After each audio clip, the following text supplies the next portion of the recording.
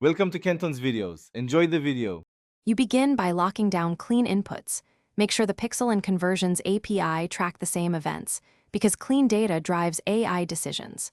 Next, upload your creative variants and seed audiences to the AI tool and set a short learning window, like 3-5 days, with $30 $100/day per test ad set.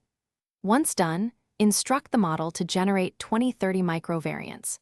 This gets you actionable winners fast, rather than waiting for vague recommendations. Now you analyze and automate.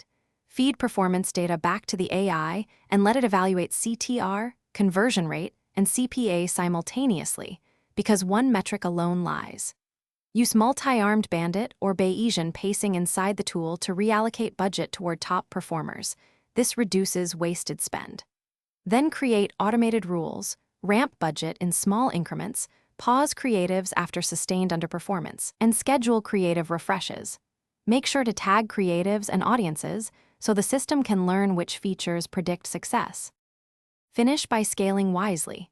Duplicate winning ad sets, then increase budgets by small increments, 10 to 25%, while expanding lookalike thresholds or adding similar interest clusters, because abrupt moves break learning.